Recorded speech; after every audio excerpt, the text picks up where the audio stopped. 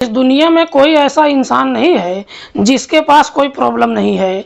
इस दुनिया में कोई ऐसी प्रॉब्लम भी नहीं है जिसका कोई सॉल्यूशन नहीं है। लेकिन बावजूद इसके कुछ लोग अपनी परेशानियों से छुटकारा पाने के लिए जल्दबाजी में ही कुछ गलत फैसला कर लेते हैं और मात्र उनकी एक छोटी सी गलती की वजह से ना सिर्फ उनकी बल्कि और भी न जाने कितने लोगों की जिंदगियां भी तबाह और बर्बाद हो जाती है। आज की कहानी में भी ऐसा ही कुछ होता है, जिसकी वजह से ना सिर्फ एक व्यक्ति इस दुनिया को छोड़कर चला जाता है बल्कि कुछ लोग भी सलाखों के पीछे पहुंच जाते हैं। लेकिन जब इसकी असलियत लोगों को मालूम चलता है तो हर कोई सोचने और समझने पर मजबूर हो जाता है। वाकई में दोस्तों, आज की जो कहानी है ये आपको भी हैरान कर देने वाली है। नमस्कार, प्रणाम, मैं आपका भाई, आपका दोस्त अभय और आप देख रहे हैं द कीप क्राइम। दोस्तों, आज की जो सच्ची कहानी मैं आपको सुनाने जा रहा हूँ ये सच्ची कहानी है मध्य प्रदेश के धार जिले की। धार का एक थाना पड़ता है अमझेरा। अमझेरा थाना क्षेत्र के अंतर्गत एक गांव आता है नालापार और इसी गांव का रहने वाला है अजय भाया। अजय जिसकी उम्र है लगभग 28 साल, जो शादीशुदा है। अजय की पत्नी का नाम है मंजू। मंजू जिसकी उम्र है लगभग 25 साल के आसपास।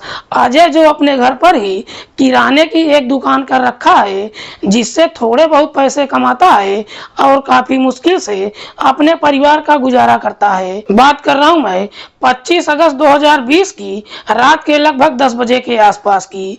अजय अपनी पत्नी के साथ ही खाना खाता है और खाना खाने के बाद दोनों सो जाते हैं। लेकिन अगली सुबह मंजू जब सोकर उठती है अपने घर के अंदर का नजारा देखकर जोर जोर से चीखने चिल्लाने लगती है।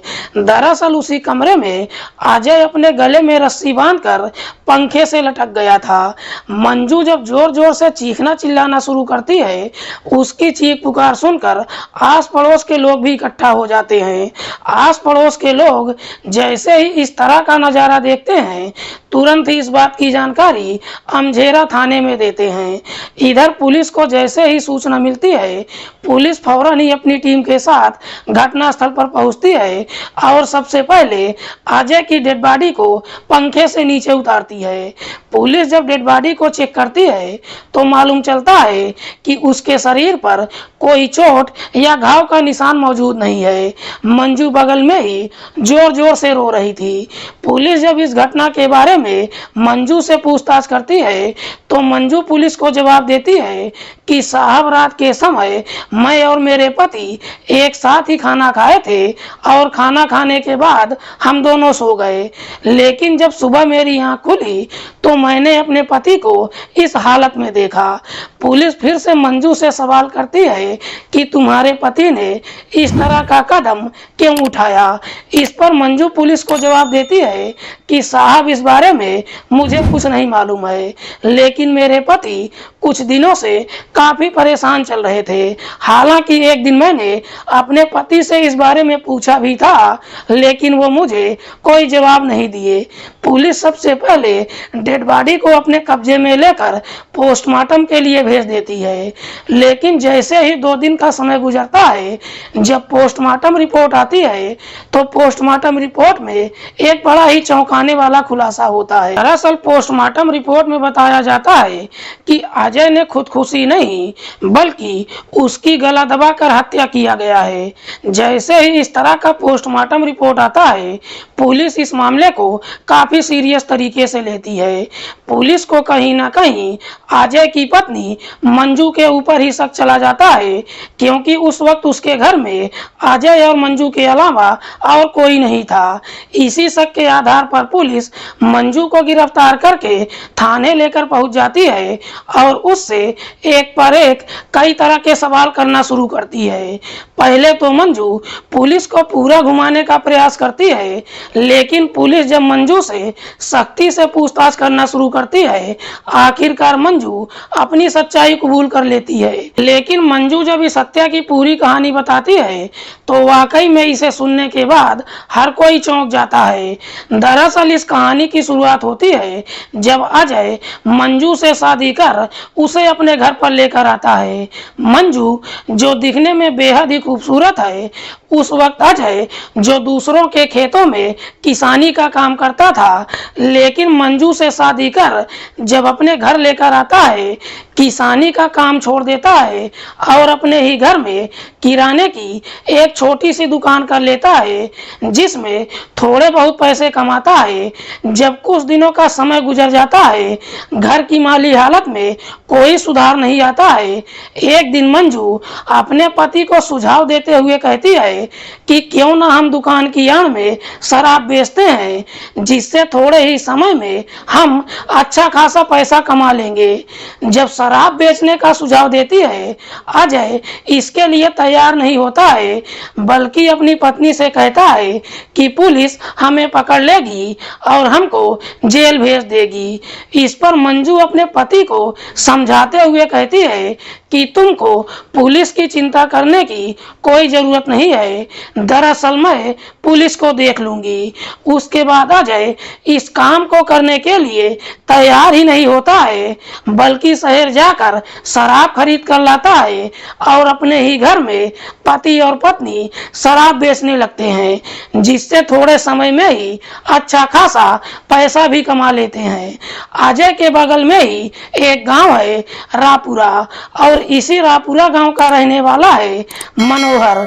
मनोहर जिसकी उम्र है लगभग 52 साल के आसपास, जो अपने गांव का बहुत बड़ा जमींदार है। मनोहर के पास काफी सारी प्रॉपर्टी भी है, लेकिन मनोहर एक नंबर का नशेड़ी और अय्याश किस्म का आदमी है। मनोहर को जब मालूम चलता है कि अजय अपने ही घर में चोरी छिपे शराब बेच रहा है, मनोहर भी अजय के घर से ही शराब खरीदना शुरू कर देता है। लेकिन एक दिन मनोहर जब अजय के घर पर शराब खरीदने के लिए जाता है और जब पहली बार अजय की पत्नी मंजू को देखता है, तो मंजू की खूबसूरती देखकर उसकी नीयत खराब हो जाती है। दरअसल मनोहर मंजू को पहली नजर में ही पसंद कर लेता है। उसके बाद मनोहर हर रोज अजय के घर पर शराब खरीदने के लिए आना जाना शुरू कर देता है, और जब भी उसके घर पर जाता है, किसी न किसी बहाने से मंजू से बातचीत करने की कोशिश करने लगता है। मंजू जो दिखने में जितनी खूबसूरत है, उतनी ही तेज भी है। मंजू को भी समझने में देर नहीं लगता है कि आखिरकार मनोहर उससे चाहता क्या है। लेकिन मंजू को जब मालूम चलता है कि मनोहर के पास काफी सारी दौलत है, मंजू भी लालच में आ जाती है और आखिरकार अपने आप को मनोहर के हवाले कर देती है। उसके बाद मनोहर और मंजू के बीच में प्रेम प्रसंग शुरू हो जाता है। मनोहर और मंजू के बीच में जब प्रेम प्रसंग शुरू हो जाता है, एक दिन ऐसा भी समय आता है जब मंजू के घर के अंदर ही मनोहर और मंजू के बीच में अवैध संबंध भी बन जाता है। और एक बार जब यह सिलसिला शुरू होता है, उसके बाद कभी रुकने का नाम ही नहीं लेता है। हालांकि दोनों के बीच में जब अवैध संबंध शुरू हो जाता है, इस बात की जानकारी मंजू के पति अजय को कभी मालूम नहीं चल पाता है, क्योंकि मंजू मनोहर को अपने घर पर तभी बुलाती है जब उसका पति सामान खरीदने के लिए शहर चला जाता है। लेकिन जैसे ही कुछ दिन का समय गुजरता है, एक दिन मनोहर अपने दोस्त सावन को लेकर मंजू के घर पर जाता है। सावन जो मनोहर के गांव का ही रहने वाला है और पेशे से एक नाई है। दरअसल मनोहर और सावन के बीच में गहरी दोस्ती होती है। सावन जब पहली बार मंजू के घर पर जाता है और जब मनोहर और मंजू को बातचीत करते हुए देखता है, तो सावन को भी समझने में देर नहीं लगता है कि मनोहर और मंजू के बीच में अवैध संबंध चल रहा है। सावन को जैसे ही इस बात की जानकारी होती है, एक दिन सावन मनोहर से कहता है कि तुम जाकर मंजू से बात करो, मैं भी उसके साथ कुछ पल बिताना चाहता हूँ। सावन जैसे ही अपने दिल की बात मनोहर से कहता है, मनोहर इस बारे में मंजू से बातचीत करता है, पहले तो मंजू इस बात के लिए तैयार ही नहीं होती है, लेकिन मनोहर जब मंजू के ऊपर दबाव देना शुरू करता है, आखिरकार मंजू मनोहर की बात मान लेती है और एक दिन सावन के साथ भी संबंध बना लेती है। लेकिन मंजू जब पहली बार सावन के साथ संबंध बनाती है, उसके बाद मंजू सावन की दीवानी हो जाती है और फिर बारी बारी से दोनों के साथ समय व्यतीत करने लगती है। लेकिन एक दिन ऐसा भी समय आता है जब मंजू मनोहर और सावन दोनों के साथ एक साथ ही संबंध बनाती है। उसके बाद मनोहर जब भी मंजू से मिलने के लिए जाता है, अपने साथ सावन को भी लेकर जाता है। समय बेहतर तरीके से गुजरने लगता है, लेकिन तभी साल 2020 में अचानक लॉकडाउन लग जाता है, जिसकी वजह से सारा काम धंधा चौपट ही नहीं हो जाता है, बल्कि लोग भी अपने घरों के अंदर कैद हो जाते हैं, जिसकी वजह से मनोहर और सावन चाहकर भी मंजू से मुलाकात नहीं कर पाते हैं। इधर सारा काम धंधा जब बंद हो जाता है, अजय के घर की माली हालत फिर से खराब हो जाती है। लेकिन जैसे ही कुछ महीने का समय गुजरता है, लॉकडाउन जैसे ही थोड़ा सा खुल जाता है, एक दिन सावन और मनोहर देखते हैं कि अजय अपने गांव में कुछ लोगों के साथ बैठकर ताश खेल रहा है। दरअसल उस दिन सावन और मनोहर को सही मौका मिल जाता है, इसीलिए दोनों मंजू से मुलाकात करने के लिए उसके घर पर पहुंच जाते हैं। लेकिन जैसे ही उसके घर पर पहुंचते हैं, जब दोनों मंजू के साथ संबंध बनाना शुरू करते हैं, उसी वक्त अजय भी अपने घर पर पहुंच जाता है और फिर तीनों को आपत्तिजनक हालत में देख लेता है। अजय जैसे ही इस तरह का नजारा देखता है, इस प्रकार से गुस्से में आ जाता है कि अपनी पत्नी की बुरी तरीके से पिटाई करना शुरू कर देता है। साथ ही साथ मनोहर और सावन को धमकी देते हुए कहता है कि आज के बाद तुम दोनों को मेरे घर पर आने की कोई जरूरत नहीं है। उसके बाद अजय का दिल अपनी पत्नी से इस प्रकार से टूट जाता है कि आए दिन हर रोज छोटी छोटी बातों को लेकर अपनी पत्नी की बुरी तरीके से पिटाई करने लगता है, जिसकी वजह से मंजू भी अपने पति से काफी परेशान हो जाती है। लेकिन जैसे ही कुछ दिन का समय गुजरता है, मनोहर और सावन मंजू से मुलाकात करने के लिए बेचैन हो जाते हैं, लेकिन चाहकर भी दोनों मंजू से मुलाकात नहीं कर पाते हैं। इधर मंजू अपने पति से इस प्रकार से तंग हो जाती है कि 25 अगस्त 2020 की रात के समय मंजू और उसके पति अजय के बीच में जब झगड़ा तकरार शुरू होता है, रात के समय अजय अपनी पत्नी की बुरी तरीके से पिटाई करना शुरू कर देता है। मंजू जब अपना दर्द बर्दाश्त नहीं कर पाती है, तुरंत ही मनोहर के नंबर पर फोन करती है और उससे सारी बात बताती है। कहती है कि तुम दोनों इसी वक्त ही मेरे घर पर आ जाओ और मेरे पति से मुझे बचा लो। मनोहर जब मंजू के घर के लिए निकलता है तो अपने साथ सावन को भी ले लेता है। दोनों जब मंजू के घर पर पहुंचते हैं तो जाकर सबसे पहले मंजू के पति अजय से अपनी गलतियों की माफी मांगने लगते हैं। दरअसल दोनों अजय से झूठ बोलते हुए कहते हैं कि इसमें मंजू की कोई गलती नहीं है। दरअसल उस दिन हम दोनों ने तुम्हारी पत्नी के साथ जोर जबरदस्ती किया था, इसीलिए हम चाहते हैं कि तुम अपनी पत्नी को माफ कर दो और हम तुमसे अपनी गलतियों की माफी मांगते हैं। जब दोनों अपनी गलतियों की माफी मांगते हैं, अजय भी दोनों को माफ कर देता है, लेकिन तभी मनोहर एक चाल चल देता है।